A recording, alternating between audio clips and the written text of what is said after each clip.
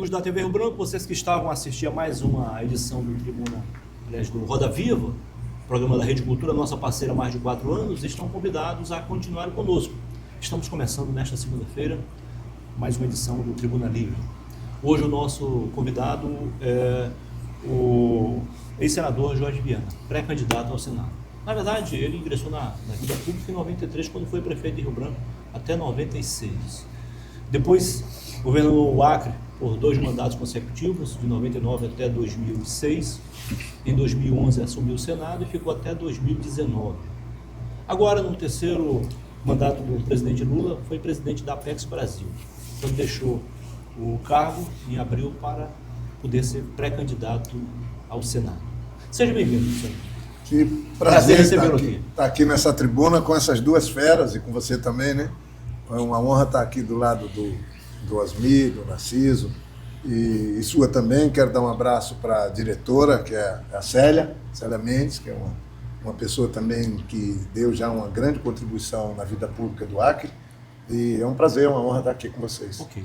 Como sempre, Narciso Mendes e Osmir Lima estão aqui a compor a nossa bancada de debatedores e entrevistadores. Bom dia, Osmir. Bom dia. Boa noite, Diego. Boa noite. Boa noite, Diego. Né? Boa noite, doutor Narciso. Boa noite. E boa noite, amigos da capital e do interior, que sempre nos prestigia aqui na sua TV Rio Branco, canal 8.1 Rede Cultura. Nós vamos ao intervalo comercial e voltaremos em instantes. Esperamos continuar contando com a sua audiência. Até já.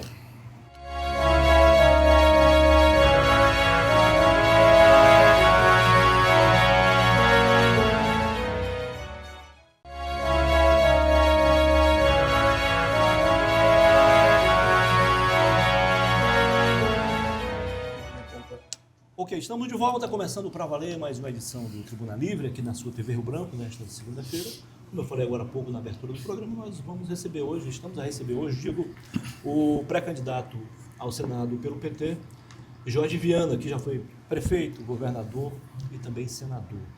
Doutor Narciso, pelo sistema de rodízio, o senhor deve começar então essa série de perguntas ao nosso convidado de hoje. Senador Jorge Viana, permita-me que assim o trate. Dizem que normalmente usa-se de referência o último cargo que a pessoa ocupa. Exato, isso. Mas acontece o outros seguinte, falam que era o mais importante. O senhor não tem nada melhor do que o senhor conhece a frase que eu vou aqui reproduzir. Quem vive entre as feras tem necessidade de também ser fera, né? Esse é um poema de Augusto dos Anjos. Augusto dos Anjos. Então, senador, o senhor já foi prefeito de Rio Branco, foi governador do estado do Acre, foi senador da República, então o senhor é uma fera da política acreana, não há como esconder. A minha pergunta é, por que, tendo passado por esses 3 estágios, o que lhe moveu retornar ao Senado e não ao governo do estado? Então, primeiro, de fato, aqui que eu posso dizer, as feras são eles. Eu só estou aqui como um aprendiz, né? Eu tenho uma música que a gente fala, se a vida ensina, eu sou um aprendiz. Mas, Narciso, indo direto assim ao ponto, de fato, para mim, eu, filho do Dico Viana, da dona Silvia, acreanos genuínos, eu consegui, o povo do Acre me deu um currículo que nenhuma outra pessoa tem. Tem currículo, às vezes, maior numa área ou noutra, mas assim, ter sido prefeito da capital, governador 2 vezes, senador, já é um currículo que nenhuma pessoa conseguiu fazer. Tem invejável. Porque o Flaviano foi prefeito, foi senador, foi governador, mas ele não foi governador 2 vezes. Eu que inaugurei 2 vezes governador. Se eu tiver o privilégio de ser senador também, isso vai me dar mais uma base de currículo, que é um peso de responsabilidade nas costas.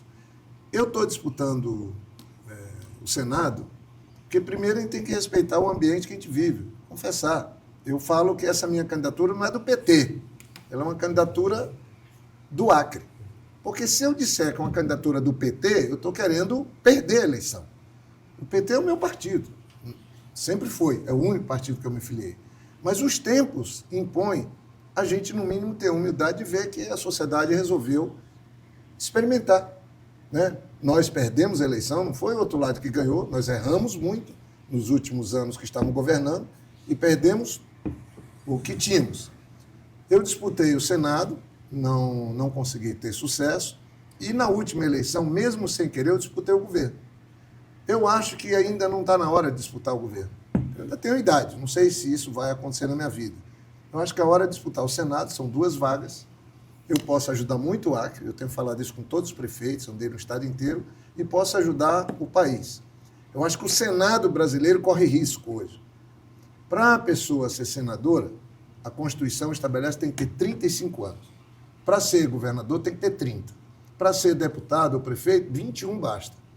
Por que o Constituinte, vocês tiveram na Constituição, estabeleceu 35 anos? Que é alguém mais maduro, mais experiente, mais... Porque lá é a representação dos estados. O Acre é do tamanho de São Paulo. E a casa revisora, né, do parlamento. Revisora, e ela propõe também. Então, lá, nenhum ministro vai para a Suprema Corte se não for aprovado lá. O Senado do Brasil é muito poderoso do ponto de vista da sua responsabilidade constitucional. E um senador bom pelo Acre, ele faz o Acre ficar do tamanho de São Paulo, do tamanho do Rio de Janeiro, que é exatamente igual. Então, eu acho que se o povo do Acre quiser a minha experiência, o retorno meu à política, eu acho que um bom começo é pelo Senado. Meu deputado, senador, governador, eu não sei como é que tratou, então vou fazer o seguinte, vou tratá-lo por Jorge Viana. Isso, ou Jorge. Por Jorge. Primeiro, eu não nego... Né? Somos vizinhos há mais de 30 e eu não nego 40 anos. Que você foi um bom prefeito, um bom governador. Não há como não reconhecer, do meu ponto de vista. Ultimamente, você foi presidente da Apex, que é um órgão importante para o desenvolvimento nacional e um órgão importante para, inclusive, diminuir as desigualdades sociais e regionais do país. No governo de vocês tentaram implantar algumas indústrias. Eu pergunto o seguinte, na sua direção da Apex, quais as ideias que você colocou a nível de Brasil e a nível de Acre? A Apex é a agência brasileira que trabalha a promoção do que o Brasil tem, dos produtos, das empresas no mundo inteiro. Isso. Então, todas as feiras internacionais que tem, é a Apex que faz o pavilhão do Brasil e leva as empresas. Nós lá tínhamos convênio, e a Apex segue tendo, convênio com 52 setores da economia, que vai de calçado, couro, carne bovina, carne suína, carne de frango, vai para tecidos, vai para minério de ferro, produtos de defesa, tudo. Então, eu, quando fui para a Apex, mais ou menos o que eu criei aqui no Acre, a ANAC, Agência de Negócios do Acre. Então, eu tinha criado a ANAC em 2000. O presidente me chamou para ir para a Apex e eu te digo assim, eu criei uma relação muito boa com todos os setores da economia do Brasil. O Brasil voltou a fazer sucesso no mercado internacional. Por quê? Porque o Brasil tem uma carteira de produtos que vai, primeiro, com a mais importante dela, que é comida. O Brasil é o fornecedor mais importante dos supermercados do mundo. O Brasil abate 26 milhões de frangos todo dia. 34% de toda a proteína consumida nos Estados Unidos são empresas brasileiras que fornecem a maior economia do mundo. O Brasil é o grande parceiro da China, para que a China se alimente. E a grande cobiça do mundo árabe é fazer parceria com o Brasil, porque eles estão sentados como se fosse numa ilha, um barril de ouro, mas eles têm dinheiro, têm moeda, mas não têm a comida. Então eles precisam ter segurança alimentar. E o Brasil é essa possibilidade. Porque a Europa, são três, assim, quem mais produz alimentos no mundo são os Estados Unidos, depois a União Europeia, tudo junto, e o Brasil. O Brasil vai passar a União Europeia e vai começar a disputar com os Estados Unidos também nisso. Tanto é que a gente já tem 34% do mercado de carne na maior economia do mundo. São empresas brasileiras que estão lá. Então, o Brasil é o maior produtor de suco de laranja, o maior produtor de café. Então, começa no dia das pessoas, no mundo inteiro, é o Brasil que alimenta. E é o maior produtor de carne. Já passou todo mundo. É o maior produtor de algodão. Já passou os Estados Unidos. Eu estava trabalhando nesse mundo. O presidente Lula, que é um maior vendedor do que o Brasil tem no mundo, esse cara, ele me pediu, nós fizemos 22 encontros internacionais com empresários brasileiros e empresários estrangeiros, do país que nos recebia. Todos esses encontros, eu fazia o discurso de abertura e ele encerrava, o presidente Lula. E nós levamos 10 mil empresários brasileiros para o mundo inteiro, sem pagar a passagem para nenhum empresário e nem pagar hotel para nenhum empresário. A gente convida, então os empresários também têm uma parcela muito bacana. Eles estão ávidos de conquistar o mundo.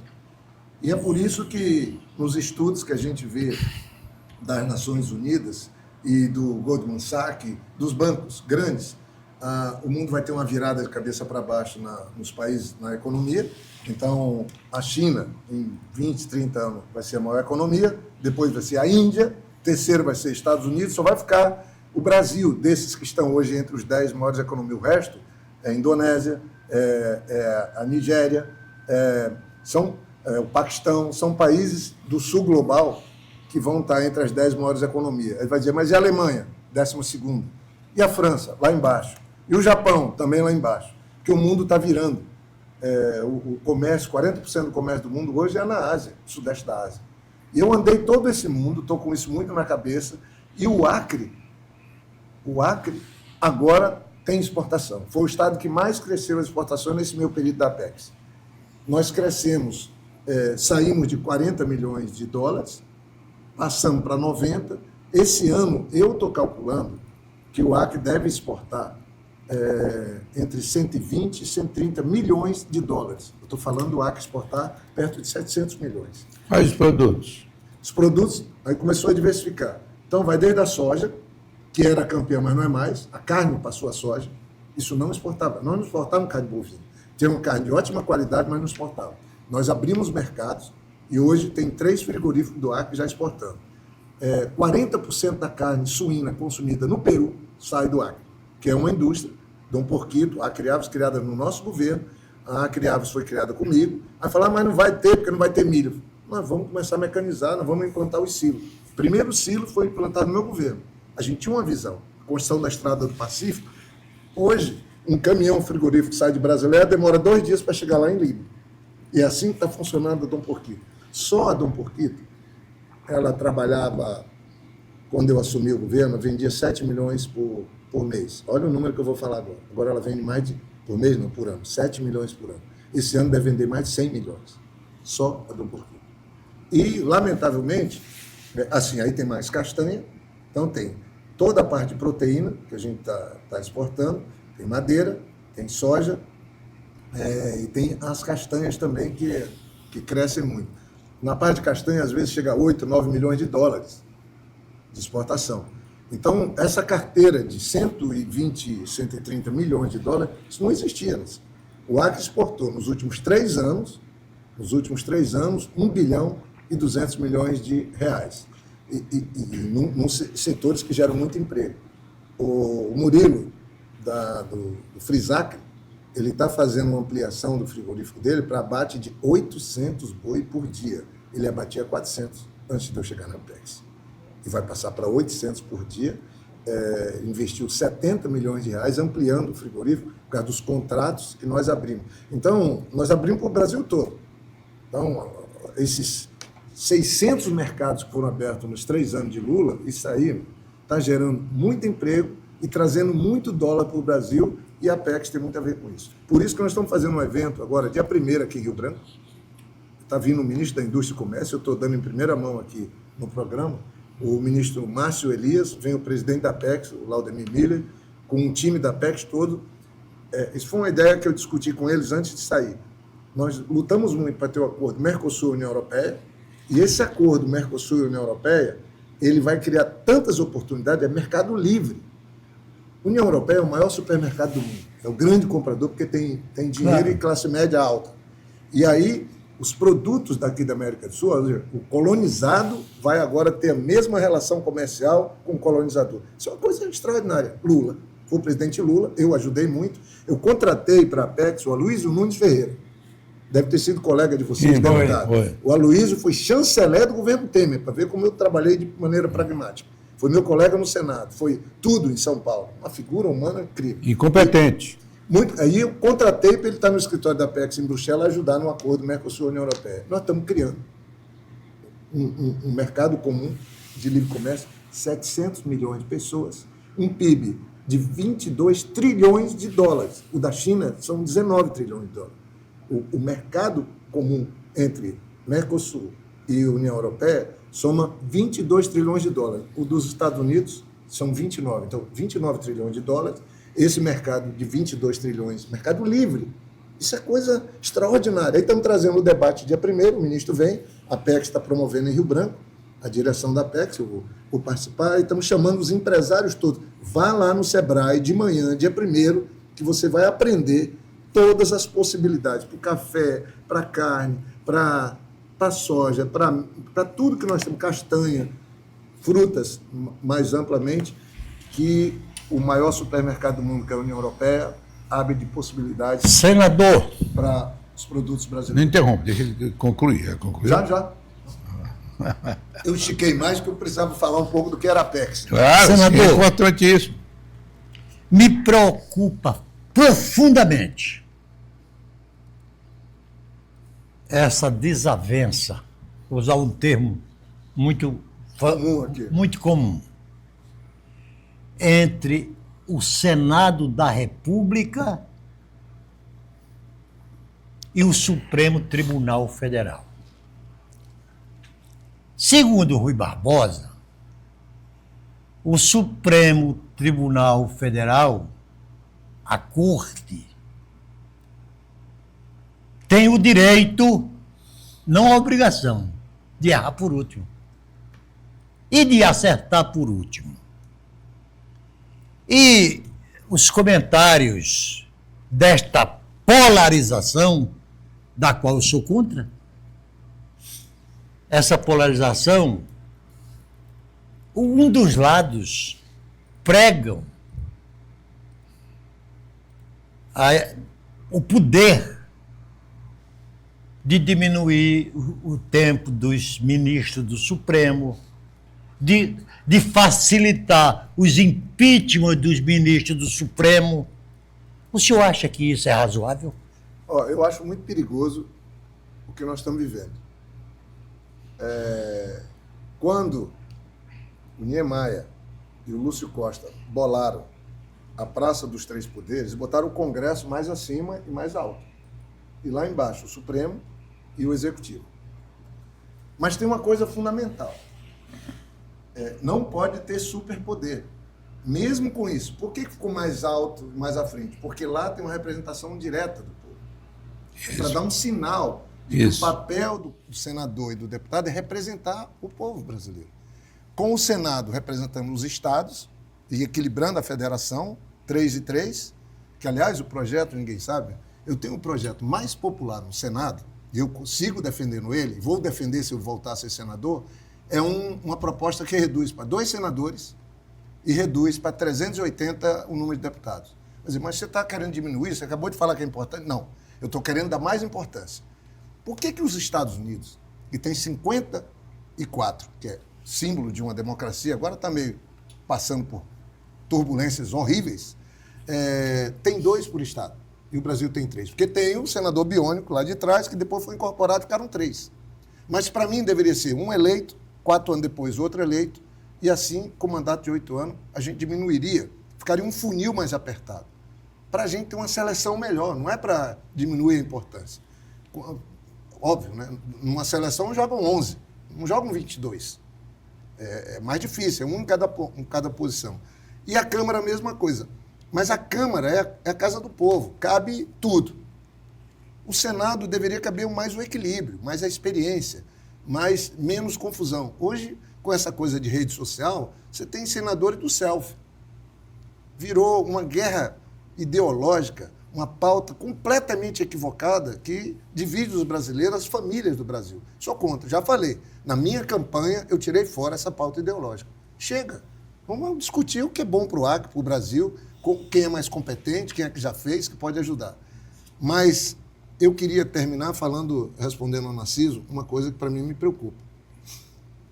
A situação está se agravando. E se agrava no Congresso. O Congresso resolveu usurpar poder do Executivo quando ele resolve ser executor do orçamento. Eu nunca vi isso na minha vida. Vocês nunca viram. Não. O Congresso tem o poder de aprovar o orçamento, de modificá-lo até um certo ponto, mas não de executar. E aí virou o quê? Toda hora tem senador preso, tem deputado preso, tem batida da Polícia Federal, 6 horas da manhã na casa. Óbvio, é um esquema que nunca funcionou. Todos os escândalos que diminuíram o prestígio do Congresso Nacional estavam vinculados aos anões do orçamento, a essa coisa de orçamento. Agora botaram no colo dos senadores a execução de 70 bilhões de reais. Isso não existe. Isso é a capacidade do Brasil de investir. Isso é coisa do Executivo. Então, eles perderam a mão nisso. Então, aí vem, o Supremo age como se fosse o que faz as leis, que é o Congresso. O Congresso age como se fosse Executivo. E o Executivo fica numa sinuca de bico, muito complicado. Então, eu acho que deveria, Narciso, ter uma repactuação do Brasil e cada um voltar para a sua função constitucional. Um interpreta a Constituição, que é, no caso, a Suprema Corte, porque não tem sentido ministros da Suprema Corte são mais famosos do que os influentes. E também não tem nenhum sentido senadores e deputados virarem dono de o tal do orçamento secreto. Isso é um crime. Eu fui falar isso para um senador do Acre, que eu não vou citar ninguém, porque eu não estou em disputa com ninguém. Eu quero ver se o povo do Acre me quiser eleger senador. Eu quero entrar com processo contra mim. E eu volto a repetir. Orçamento secreto, essas emendas PIX, é crime. Orçamento é coisa séria, é dinheiro, tem que ter transparência, tem que ter nome e sobrenome de quem está encaminhando a emenda e quem está recebendo. Perfeito. É isso que o Congresso está... Então, houve uma inversão de papéis, e eu acho isso muito perigoso. Tem que ter serenidade, todo mundo vinha, o Ministério Público vinha para a sua caixinha, a Polícia Federal vinha para a caixinha dela, o Supremo ia para a caixinha dela, o Congresso ia para a caixinha dele e o Executivo também. Eu acho que o Brasil ficaria melhor assim. Senador, esse assunto nós já debatemos aqui. E você tem absoluta razão. Primeiro, eu vou dar só um exemplo do Supremo. O Supremo chegou ao ponto de impedir que a presidente Dilma nomeasse o presidente Lula como ministro. E chegou a impedir que o presidente Collor nomeasse um diretor-geral da Polícia Federal. Isso é um absurdo dos absurdos. Presidente Bolsonaro. Presidente Bolsonaro. Mas posso te botar, só para reforçar o teu argumento? Você faz o... Não, mas deixa a gente concluir só esse... Você já está ultrapassando o valor.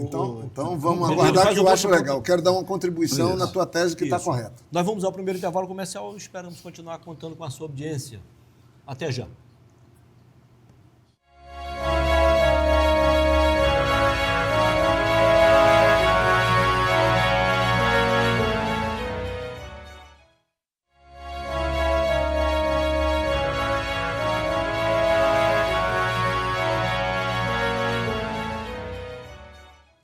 Ok, estamos de volta com a segunda parte do Tribuna Livre desta segunda-feira, recebendo o pré-candidato ao Senado pelo PT, Jorge Viana.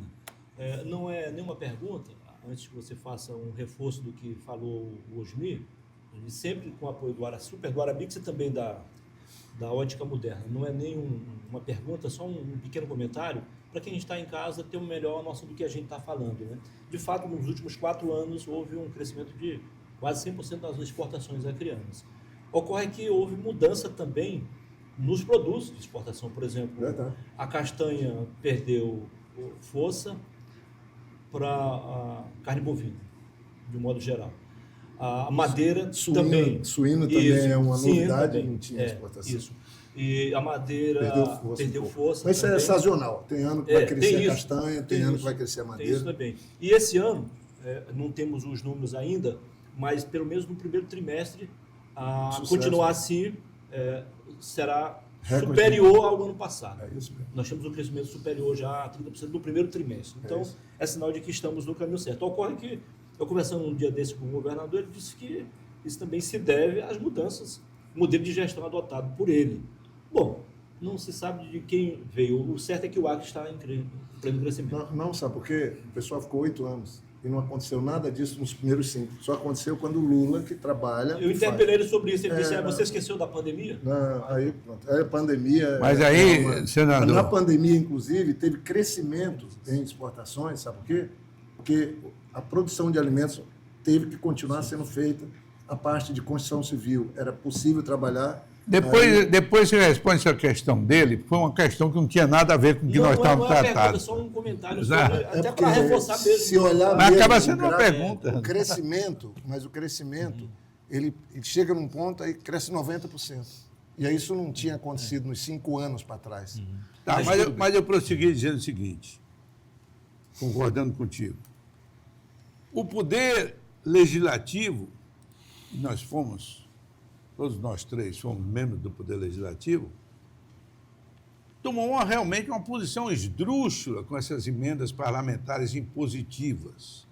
Primeiro, que é, se o governo federal hoje já tem dificuldade em sobrar recursos para investimentos no país, à medida em que, porque os deputados e senadores não falam mais no projeto de desenvolvimento nacional. Quando chega aqui, com todo o respeito que eu tenho por eles só falam nas emendas que vão inaugurar. Em troca de voto, que é pior ainda. Em troca de voto. Porque isso é um papel do poder executivo. Fica difícil até para quem quer entrar na política, porque o cara diz, não, se tu não tiver 50 milhões de emendas, tu não vai para canto nenhum. Fora o fundo eleitoral, que é outra, do meu ponto de vista... Mas eu ia te fazer uma parte, Osmi.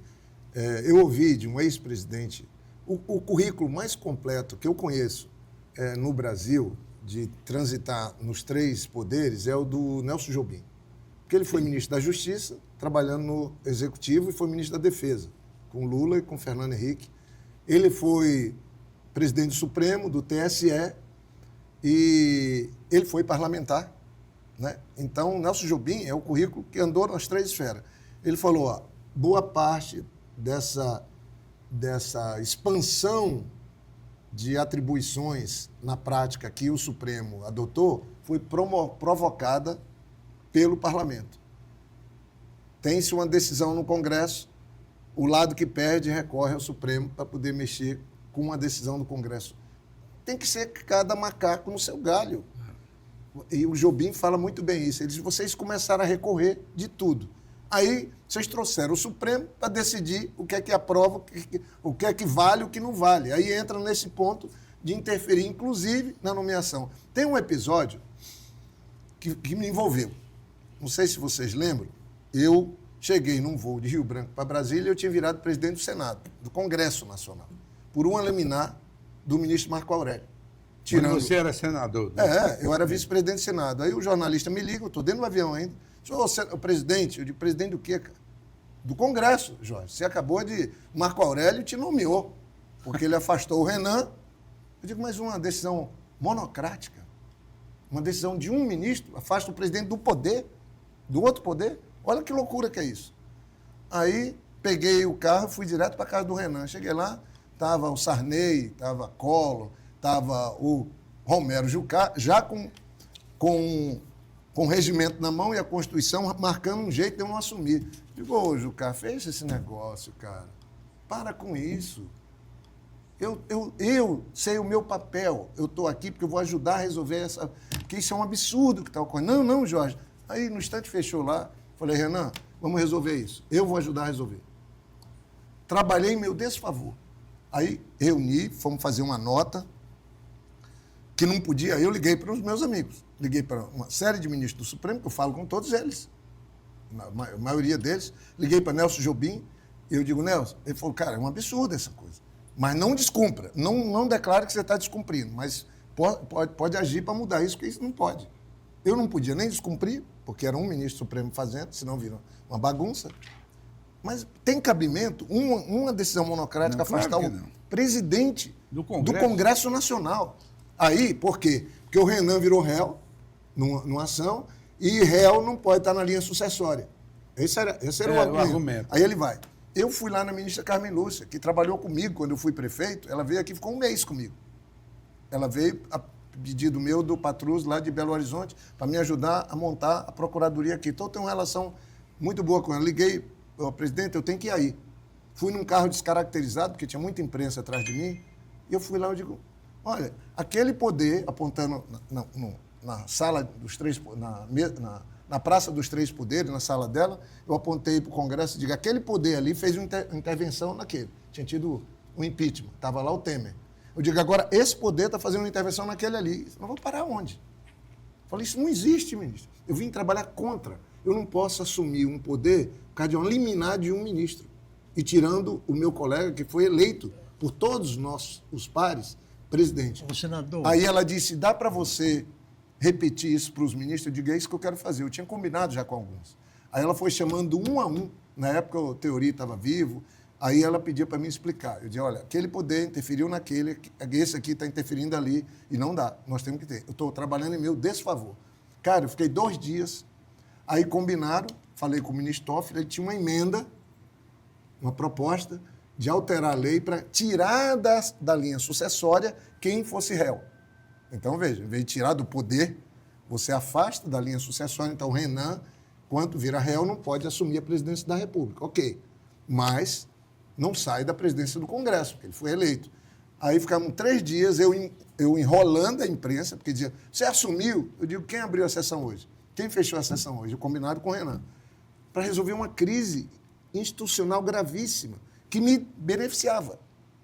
3 dias depois, a gente conseguiu ter essa aprovação, o Supremo votou e fez a aprovação da emenda do ministro Toffoli, e tirou de validade a decisão. Por isso, só um minutinho, Narciso, isso é rápido mesmo. É por isso que saiu na Folha de São Paulo uma declaração do ministro Toffoli, quando o Senado e o Congresso estavam se peitando, usando essa expressão insuportável. O Toffoli usou uma expressão, está faltando um Jorge Viana aqui. É verdade, eu ganhei muito respeito, Mas porque você eu leu isso aí? não trabalhei a meu favor. Você leu isso aí? Eu vi. E hoje em dia, você fala com a Carmen Lúcia, com a ministra Carmen Lúcia, com todos eles, falam, olha o exemplo que o Jorge Viana deu. Mas aí, é esse tipo de manifestação que faz, por exemplo, eu, quando preciso de ajudar o Acre, poder ajudar, ligar para qualquer um, pedir ajuda, fazer. É isso que eu estou pondo à disposição, de novo, dos prefeitos, do Estado, com a eventual candidatura minha ou eleição minha para o Senado, sabe? Não é para trabalhar em meu favor, por mim, é trabalhar pelo Acre. Senador, eu gostaria que certamente os telespectadores, que o senhor fosse mais econômico nas exposições, Tá bom. para que nós pudéssemos ganhar mais nas informações. Tá bom. Por exemplo, o senhor trouxe um assunto à baia aqui, que é de fundamental importância. E é um dos primeiros artigos da nossa Constituição. A harmonia e a independência dos nossos poderes. Os poderes estão tendo independência de mais e harmonia de menos. Mas o senhor falou num assunto que eu não perco a oportunidade de criticar, de me opor e de me indignar. Essas chamadas emendas parlamentares aos orçamentos públicos. Olha, senador, o senhor foi eleito senador e os nossos deputados federais são eleitos para legislar e não para executar. E o que está acontecendo no nosso país, você já imaginou, senador, como é que vai ter renovação política no Brasil se um deputado federal dispõe anualmente de 60 milhões de emendas parlamentares? Aí sim, e o senhor usou o termo correto, para comprar os votos dos prefeitos, que são as primeiras vítimas dessa decisão, O senhor trabalhará contra o fim das emendas parlamentares aos nossos orçamentos públicos? Eu sou favorável que a gente tenha recursos para os prefeitos. Por exemplo, tem sentido a BR ter ficado sem investimentos 6 anos, investimentos pesados. Por quê? Porque tinha que contar com o apoio da bancada. Sempre foi assim. A bancada se reúne, pelo menos um consenso tem que ter, nas duas BRs do Acre. Isso. A 317 e a 364. Sempre trabalhei isso. Eu me beneficiei quando fui governador, porque eu ia lá e dizia, gente, isso aqui era o governo Fernando Henrique e depois o Lula.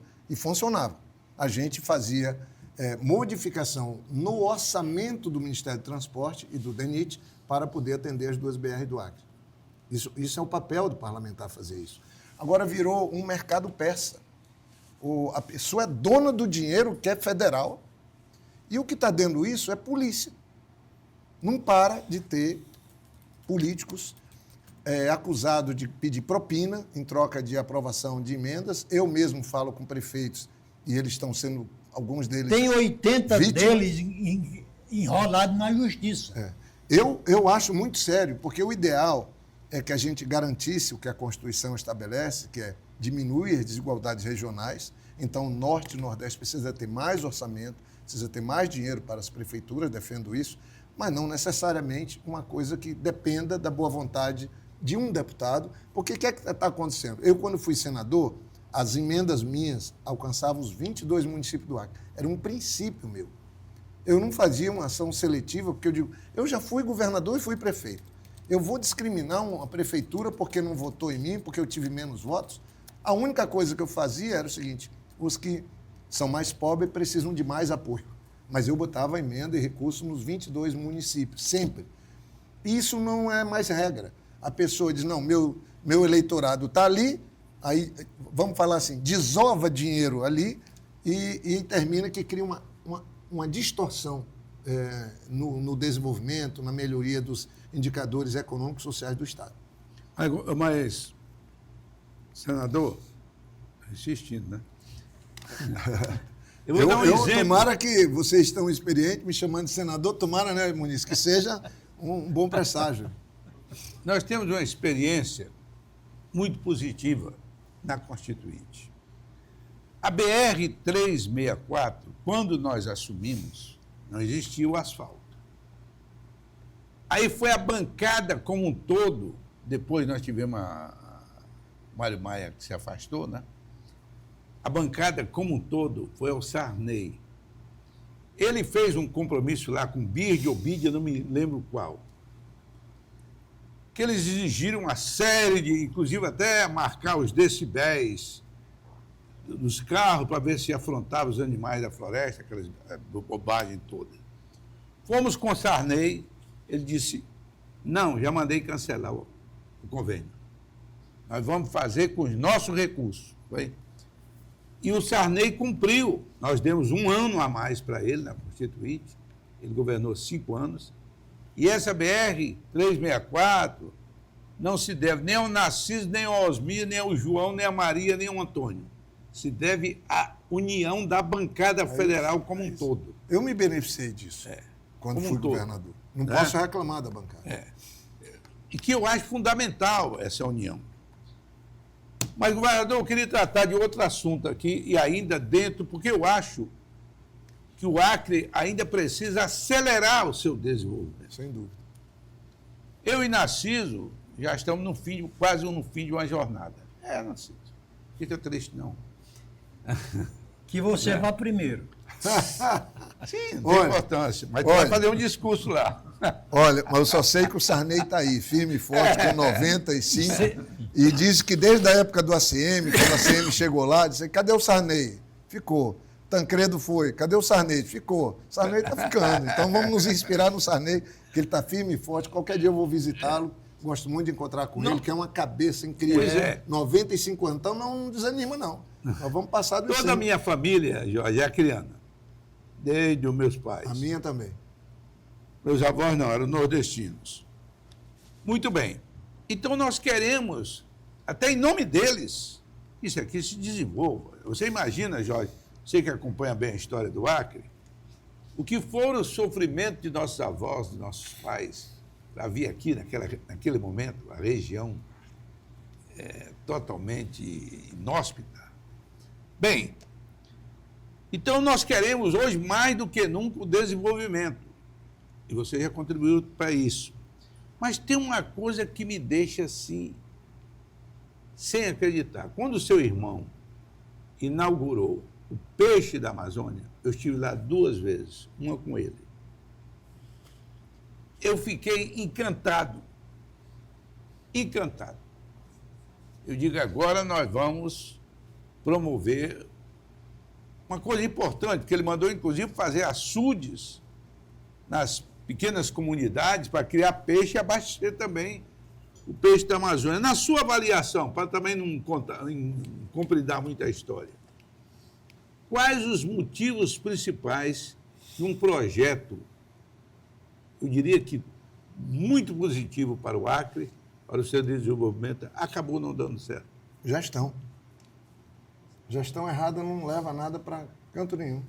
Olha, por que a Acriaves deu certo, a Dom Porquito deu certo? Nós fizemos, e o Tião, inclusive, a Dom Porquito era um projeto que a gente começou a bolar lá no meio, com o BIM também avançou, e o Tião, no caso da Dom Porquito, se dedicou e fez, mas passamos imediatamente para a iniciativa privada.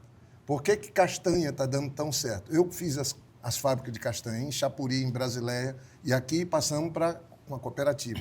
Está dando certo até hoje. Enfrentou governos ruins, atravessou o governo Bolsonaro, atravessou tudo. Está dando super certo. Qual é a razão de você ter a fábrica de preservativo de Chapuri fechada? Eu implantei, funcionou por 15 anos. Descaso de governo que está aí. Por que fecha um negócio? O Brasil consome mais de 2 bilhões de camisinhas. Nós, no Acre, produzimos 100 milhões. 5%. O Ministério da Saúde compra toda a camisinha produzida em Chapuri. Tem mercado garantido. Empregava 600 pessoas. Atendia 400 famílias de seringueiro. Com técnica. Você tira o leite da borracha, ele fica leite coagulado, vai lá e transforma. Em vez de expandir para produzir luvas, fecharam a indústria. Ninguém denuncia. Por que funcionou no meu governo e vende? Eu, como senador, eu vou botar aquilo de novo para funcionar. Eu fiz uma fábrica de tacos lá em Chapuri, para usar a madeira da reserva extrativista, que o pessoal fica querendo falar um monte de bobagem, no manejo comunitário, ela está fechada. E o governo? A fábrica Peixe da Amazônia, eu acho que agora, parece que entrou alguém da iniciativa privada, até o Tião estava tentando ajudar nisso, agora para mim foi gestão, cara. Porque não tem como dar errado. O que é peixe, criar peixe? Eu, no começo, eu estimulei muito isso. É manejar água para fazer conversão, igualzinho criar frango.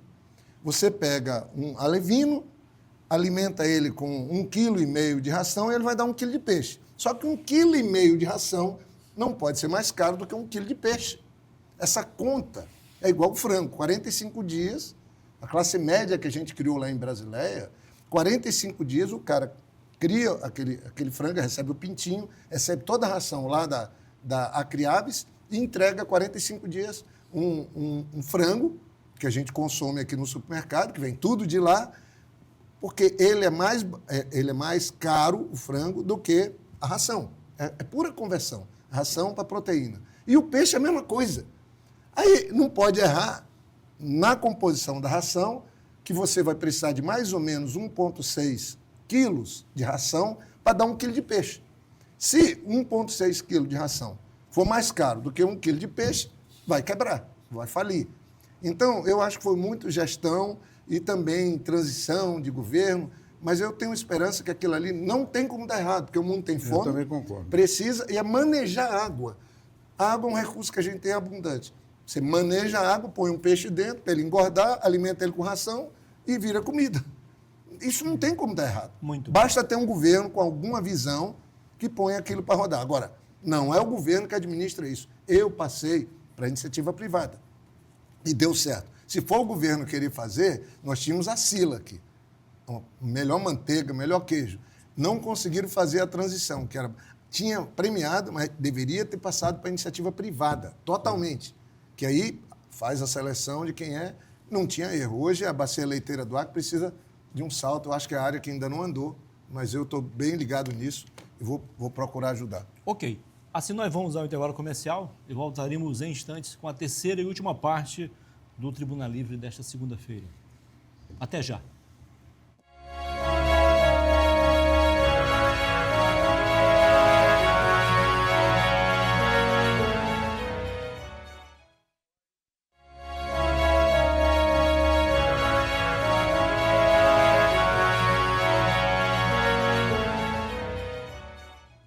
Ok, estamos de volta com a terceira e última parte do Tribuna Livre desta segunda-feira, recebendo o pré-candidato ao Senado pelo PT, Jorge Viana, sempre com o apoio do Arasuper, do Aramix, também da Ótica Moderna, que leva a modernidade até no nome, isso mesmo.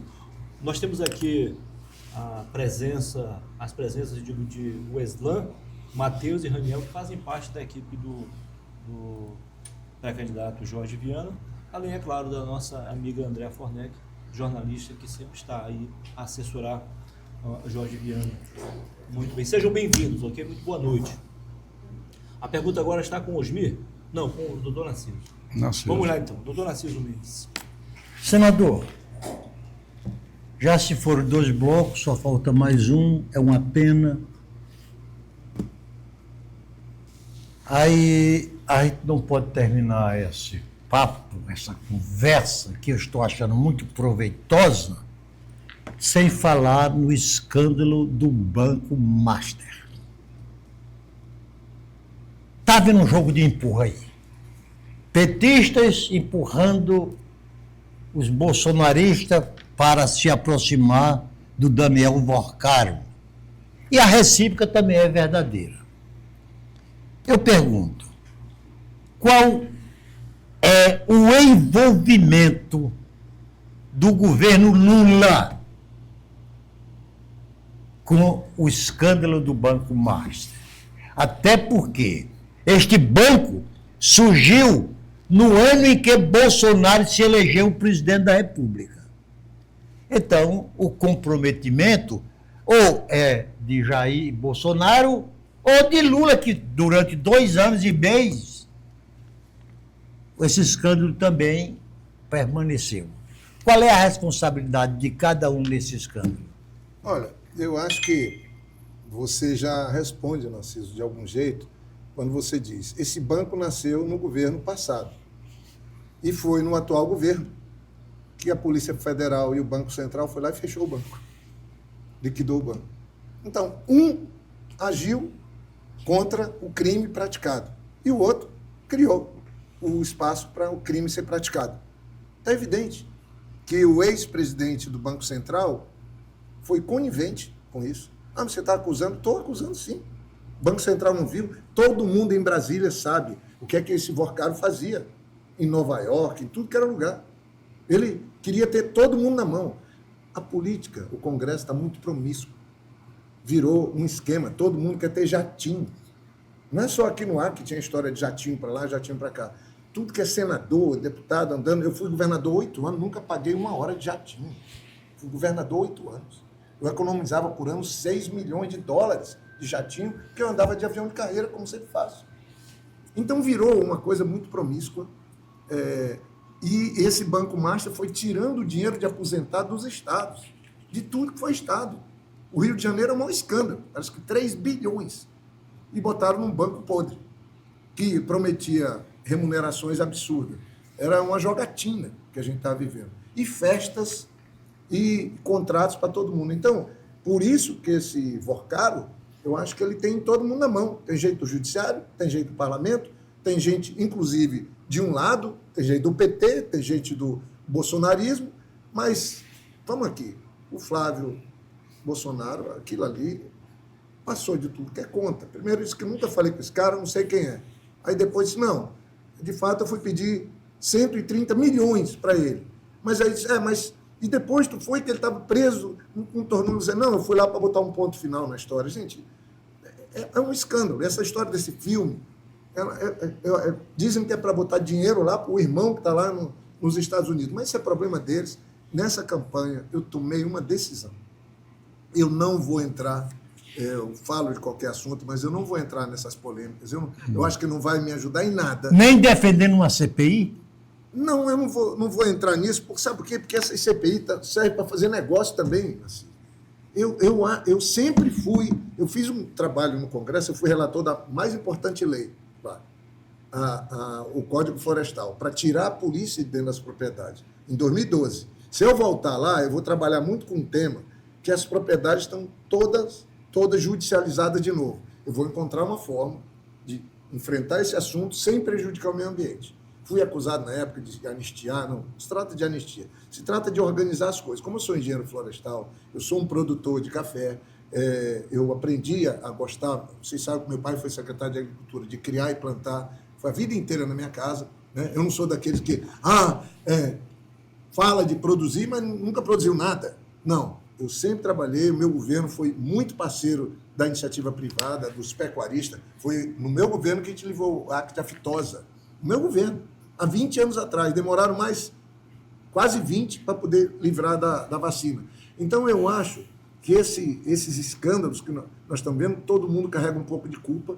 Eu espero, sinceramente, que o Supremo Tribunal, o ministro André Mendonça tem sido até aqui muito, muito firme e também tentando evitar um certo protagonismo, que eu acho importante. E aí, com a polícia, aí é caso de polícia. Caso de polícia não é da política, é da polícia. Tomara que não acabe em Mas, senador, nós estamos assistindo quase que diariamente, também hoje, dramas pessoais de famílias. Inclusive, tem casos de ter título definitivo, ter todos os documentos legais, e estão tocando fogo na casa do pequeno produtor, tirando o gado da sua propriedade. Uma coisa mais... Para quem assiste, é até comovente ver velhos, crianças. Quando eles adquiriram essas terras, eles adquiriram terras de boa fé. Depois foi criado reservas em cima dessas terras e eles foram expulsos sem dar uma chance a esse cidadão que estava produzindo há 50, 60 anos lá dentro. Isso tem que ser corrigido também. Não, qualquer excesso tem que ser corrigido. Cuidado para não confundirmos uma coisa. Tem gente que entrou na reserva, de boa fé, pode ser, comprou, mas comprou recentemente. Eu sou totalmente contra. Eu fiquei 8 anos no governo, nunca derrubei um barraco de ninguém. Nunca a polícia entrou para tirar nada de ninguém. Não, mas tem gente lá que borrou o documento, mostrou o documento. Eu conheço bem. O problema hoje é que não tem ninguém cuidando, aí vai para a justiça... Aí vem ordem de despejo, aí chega com a polícia, com metralhadora. Isso tem que ter um mediador. Normalmente, o mediador é o poder público.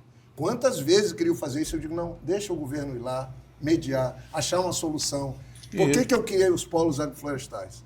Eu não tinha acampamento de ninguém sem terra, porque eu comprava a área e assentava as pessoas. Depois pararam de fazer. Mas eu sou totalmente contra o uso. Não precisa de ter polícia para resolver problema, nem muito menos desmontar a casa ou monta uma política, assenta num lugar, está num lugar errado, faz no outro. Eu sou sempre a favor de fazer a mediação antes da decisão judicial que manda, né, na frieza da lei, depois de 4, 5 anos, manda lá derrubar e quebrar e tirar as pessoas. Isso aí é uma coisa inaceitável. Ô, senador, eu entrei na vida pública com uma vontade, um desejo, o de ser senador da República. Nossa. Nunca passou pela minha cabeça gerir Rio Branco, a capital mais difícil de ser administrada do Brasil, e nem ser governador do Acre pelas dificuldades que todos nós conhecemos. Aí, de repente, da sua cabecinha, surgiu a ideia 94. de evitar que eu fosse eleito senador da República. Foi de eleger um. Não de Como evitar. assim? Como assim? Os seus opositores se dividiram em 4 candidaturas. A minha candidatura... Estou fazendo a mesma coisa agora, eu. Deixa que eu complete meu raciocínio por mim. Não. Calume a Luiz Bezerra. E na boa? Na Boa Júnior. E na Boa Júnior. o time Aí era nós passamos já a jogar o seu jogo. Aí vocês trabalharam o voto de Naná, Nabu Narciso. E depois tinha a Naná, Marina do outro lado, né? A Marina hein? do outro lado. Marina do outro lado. E, de repente, a Marina Silva Eu sou a mais votada. foi a mais votada. A minha pergunta é: os opositores dessa campanha do próximo dia 4 não estão lhe dando de presente o mandato de senador? Tomara que eles deem, mas não é bem assim fácil. Mas, olha, eu tinha 33 anos, era prefeito de Rio Branco, em 94, ia fazer 34 anos. E eu vi que só tinha um jeito. A Marina tinha sido eleita em 90, na minha primeira candidatura ao governo, deputada estadual. Com o Nilson Mourão, se destacando fortemente na Assembleia. E tinha já um espaço, porque eu fui eleito prefeito da capital, mas fui eleito com 30 e poucos % dos votos. 33%. Hã? 33%. É. Só fui porque estava dividido do outro lado também. Aí, não foi assim. Hoje haveria segundo turno. Não foi sabedoria. Chegar a dizer, pô, os caras têm 5 candidatos. Vamos lançar só um. Não vamos brigar muito. E que vai ter voto. Como não com foi eles. sabedoria? Não dá para. Mas assim, e deu certo. Dessa vez, a gente tem o Inácio também, mas ele já combinou comigo. Jorge, eu estou tocando minha campanha. Eu falei, para o PT, que nós que não temos nada, quem quer muito, sem poder, termina sem nada, sem querer. E nós não temos nada, nós temos que ter uma ponta de praia. O presidente Lula pegou no meu braço, eu estava sendo muito cobrado. Primeiro, eu vou falar aqui uma coisa, ele me enrolou 6 meses. Eu trabalhando na PEX, andando com ele, chegava na China, ele disse, quando chegar no Brasil a gente conversa. Porque eu falei, presidente, quero lhe ouvir, porque eu respeito os líderes. Então, ele, a última eleição dele... Eu vi da sua saída da PEC. A última eleição dele, eu tinha feito o prédio da PEX, eu tinha feito o plano de carga e salário, um sucesso tremendo, modéstia à parte, nessa passagem minha na PEX. E eu digo, presidente, eu queria ouvir sua opinião. Não, vamos conversar. Chegava lá em Nova Delhi, na Índia, ele disse, quando chegar em Seul, a gente conversa. No avião, sentava ali e tal. E foi 6 meses até que eu disse, presidente, aí ele me chama, a gente sempre fala, eu disse, Jorge, pegou no meu braço e falou, eu preciso que você seja candidato ao Senado. O Senado está correndo risco, você é uma pessoa experiente, lá você pode ajudar o teu estado e me ajudar. Como aqui tinha um pedido já grande para mim ser candidato, isso foi perto do dia 2 de abril. Então, minha candidatura tem 2 meses. Pode fazer a contabilidade aí. E eu tinha construído já, e estava assim, eu digo, como é que eu vou explicar no Acre se eu não for candidato? Porque eu sei que há um ambiente de pessoas também querendo sonhar de novo, né? Ter esperança de novo. E eu digo a vocês, eu tomei a decisão e eu falei, é uma candidatura só. Porque nós não temos nada. Dessa maneira, eu acho que eu tenho voto hoje com pessoas do Gladys, eu tenho voto com Petecão, com Mara, com Veloso, até com o Márcio Bittar. Tem gente que diz para mim, o cara lá, eu falei, eu não vou rejeitar voto de ninguém. Eu não vou botar carga ideológica nessa eleição do Senado. Quem quiser que ponha. O Márcio outro dia ficou me xingando, que não sei o quê, que tá negando. Não estou negando nada. Todo mundo sabe como é que eu governei. Eu tenho lado, tenho posição. Eu não preciso ficar aqui afrontando ninguém numa hora que botaram uma pauta de costume, querendo discutir nome para a porta de banheiro. Quem quiser discutir isso, que vai discutir. Eu quero discutir por onde o Acre vai, como é que pode se desenvolver, como é que a gente faz para o Brasil melhorar, para os poderes serem mais equilibrados. Esse é um papel de senador. E fazer o Acre prestigiado de novo em Brasília. O Narciso trouxe essa história lá de trás. Eu estou com 66, me sinto socorredor, me sinto com muita saúde, com muita disposição para ajudar o Acre. E aí eu botei o Acre. Minha candidatura é pelo Acre, não é só pelo PT e chamei de frente ampla pelo Acre. Não é mais frente popular. Uma frente ampla cabe todas as pessoas que têm amor pelo Acre. Eu acho que o pessoal do Acre não está muito interessado se é de esquerda, de direita, se é de... Eles querem que as coisas voltem a ser feitas direito aqui no Acre, de forma correta. Eu estou nessa. Eu sofro quando eu vejo o abandono, essa cafunice que tomou conta de Rio Branco, o abandono no interior, andei o estado todo. Não tem política do governo. Governo vive do que faz, político vive do que fala. Então, não houve entrega nesses 8 anos. Um caos, porque não tem plano. E eu acho que nós vamos retomar isso. O risco é depois, se eu vier a ser eleito, como aconteceu com o Gladys, que virou candidato ao governo, com o Alan Rick, que virou candidato ao governo, com o Petecão, que queria ser candidato ao governo na última e teve só 27 mil votos. Né? O senhor acha que em 94 a questão ideológica era tão forte como é hoje? Já? Olha, em 89 era pior do que hoje. Lula e Collor. Tinha caído o muro de Berlim. Diziam que o PT ia comer os velhos, matar velhinho e tal. Era pior do que hoje. E eu fui candidato em 90 e fui para o segundo turno. Agora trouxeram de novo essa loucura, essa maluquice de discutir essas coisas doidas, misturando com religião. Religião tem que ser respeitada. Você sabe Credo você disputa, é uma coisa bonita. Com quem você Então, disputou em 90, te lembra ainda? claro, com Osmi Lima. Olha, a vantagem naquela época de 90 era o Osmi, que era o MDB, que era o cadastro governador, mas não houve entendimento com ele e o meu vice-cadastro. Não houve.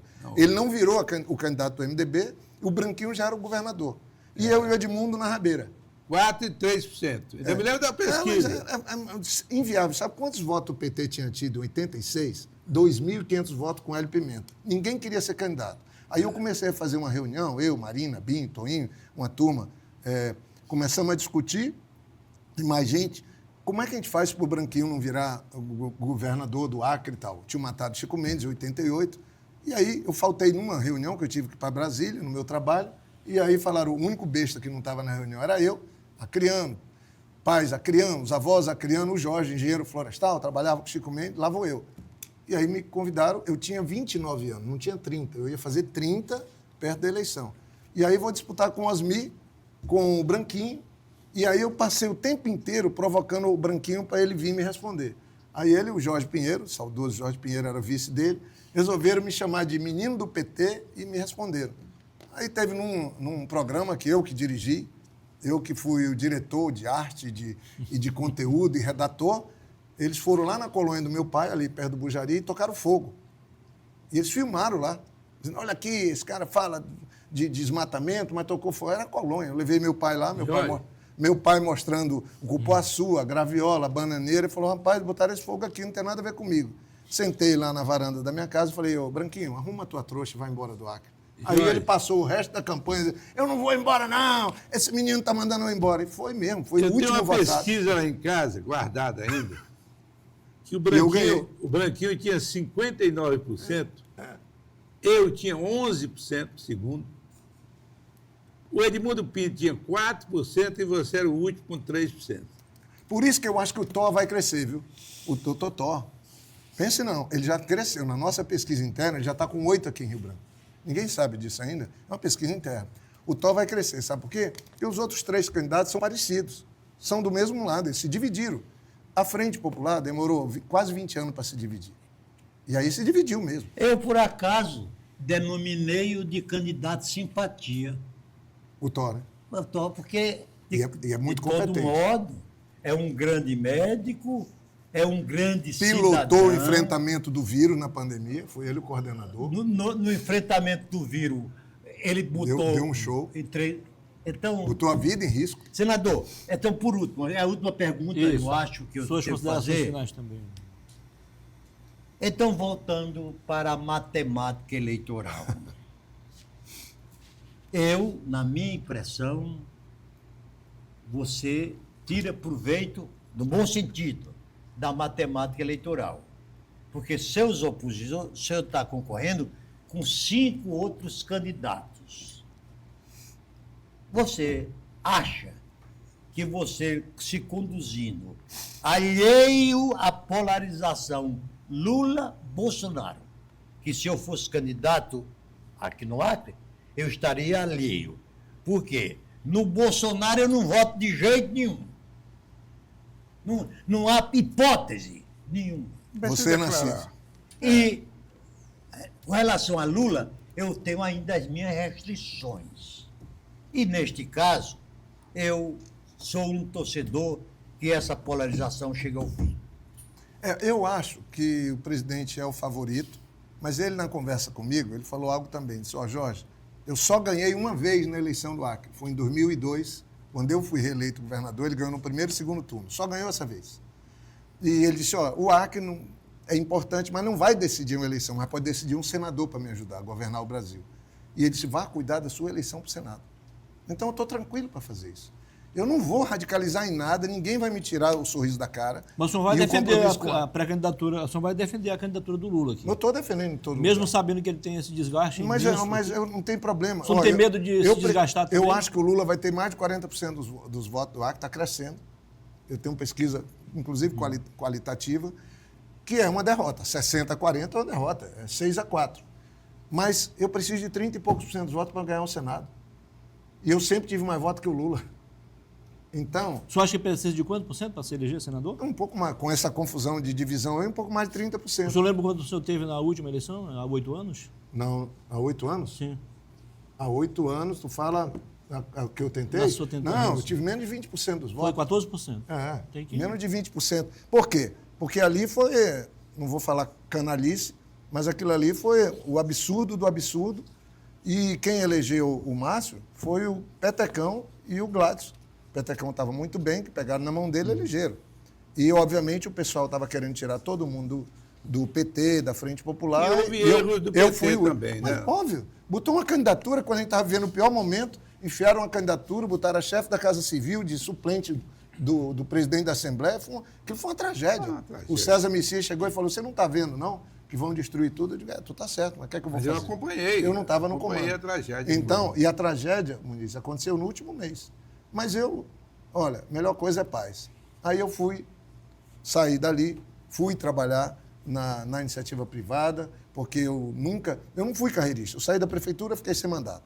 Saí do governo, fiquei sem mandato. Saí do Senado, fui para a iniciativa privada. E o presidente me chamou para a Apex, e foi um trabalho extraordinário que compõe meu currículo hoje. Eu tenho muito orgulho do trabalho na Apex. Queria convidar, dia 1º, no auditório do Sebrae, durante a manhã, um grande evento, as oportunidades de negócio para o Acre, para a Amazônia, do Acordo de Livre Comércio Mercosul-União Europeia. É coisa para empresário estar lá, jovem, agora, essa semana. Legal. Essa semana. Doutor Narciso, suas considerações finais, por gentileza. Não, eu apenas faço uma pergunta, senhor. De novo? Diga lá. O senhor candidato, o senhor senador, o senhor acha que conquistou o meu voto? Eu queria dizer que ser merecedor do voto do Narciso Mendes e do Osmir, vocês são lendas vivas, né? E do Muniz, e dos que estão em casa, mas eu espero que com essa conversa aqui e pela história que eu tenho para trás, eu possa ser merecedor desse voto. Mas se eu pudesse pedir algo, é o seguinte, é pelo futuro. Eu estou sendo candidato porque eu acho que eu posso ajudar o Acre para frente. Eu posso ajudar essa nova geração que não me viu governar, que não me viu no Senado, que não me viu prefeito, porque eu quero ver se eu ajudo, não importa, se nós não ganharmos o governo, eu quero ajudar quem estiver, ajudar os prefeitos e fazer uma interlocução entre o governo federal, que eu acho que vai ser o presidente Lula, que talvez eu tenha a melhor condição de fazer isso, para o Acre sair ganhando nessa. E sinceramente, Narciso, para mim vai ser uma honra, porque você é uma pessoa formadora de opinião, o Osmir também, o Muniz também, mas se eu for merecedor do voto de vocês, eu vou ter que me virar para não decepcionar, porque eles vão estar com o olhão em cima aqui nessa tribuna, tribuna livre sempre. Aí eu espero voltar aqui, não sei se vocês vão fazer debate de pergunta, mas se tiver eu venho, mas eu quero vir aqui como senador, para a gente conversar sobre o futuro. Legal. Osmir Lima. Não, primeiro eu agradeço a presença do nosso governador, bem quando ele tem que mudar o título. Nosso governador Jorge Viana, e quero dizer para ti que você tocou em temas importantíssimos para mim, que foi o tema de desenvolvimento do Acre, desenvolver o Acre. Nós não podemos aqui estar discutindo com candidatos ao Senado, ou mesmo a deputado federal, homens que têm responsabilidade imensa com o Brasil e com esse Estado, fofocas, coisinhas, picuinhas, né? Picuinhas. Não, nós temos que discutir quais a perspectiva que temos para o futuro de nossos filhos e netos. Essa é a grande discussão que temos que ter hoje. A bancada do Acre é pequena, mas no Senado ela é igual a São Paulo. Exatamente. Tem a mesma importância de São Paulo. Então é por isso que eu acho que o acreano deve pensar bem na hora de votar. pensar no que é melhor para o desenvolvimento desse Estado, pensar com consciência, não por ajuda, não por ideologia, mas pensar no que você quer, você acriano que vai votar, no que você quer para amanhã, para seu filho e para seu neto. Um prazer tê-lo aqui. Obrigado. Eu queria dizer que é muito lamentável que 34 mil pessoas tenham ido embora do Acre nos últimos 8 anos. Isso é um crime. Foram em busca de oportunidades. Era o contrário. Na época que eu estava no governo, as pessoas vindo para cá, se orgulhando. O Acre era instagramável, fotografável. Está muito largado. Mas eu queria só concluir dizendo que eu me sinto muito mais preparado para exercer o mandato de senador hoje do que antes. Eu dou aula no mestrado e doutorado em Brasília há 6 anos, no IDP. E eu gosto muito de trabalhar esses temas. E eu, voltando ao Senado, nós trabalhamos muita infraestrutura do Acre. Eu estou cuidando da BR-364 para que até setembro ela esteja melhor, estou acompanhando isso de perto. Mas eu queria dizer que, eu voltando agora, nós trabalhamos a infraestrutura, foi na minha época que eu fiz Estrada do Pacífico, a Brima 364, é trabalhar o setor produtivo do Acre. Município a município, eu quero ajudar os prefeitos a montar plano, usando o fato de eu ser professor nessa área e ter tido uma experiência de governo e prefeitura. Então, eu quero entrar jogando, mas também, de novo, sem discriminar nada, sem querer discutir diferenças, porque votou nesse ou naquele, botar o Acre nos une. E é nessa que eu estou. Legal. Só fazendo uma retificaçãozinha aqui antes de terminar. O senhor foi eleito em 92, prefeito de Rio Branco, não com 33%, mas com 36,9%, quase 37%. Foi um prazer recebê-lo aqui. Muito obrigado por ter, de cara, aceito o nosso convite. Já fica outro convite, o senhor voltar aqui em breve no outro programa ali, no Boa Noite Rio Branco, para a gente falar exclusivamente sobre propostas de campanha. E boa sorte em seu novo desafio. Foi um prazer. Obrigado, Muniz. Obrigado, Osmir. Obrigado, Narciso. E obrigado a todos que nos acompanharam. Eu gostei muito também dessa conversa sobre o Acre. E espero ter a oportunidade de voltar aqui mais vezes. Ok. E assim a gente encerra o programa de hoje. Que Deus nos conceda uma semana de paz, de harmonia e de prosperidade. Boa noite.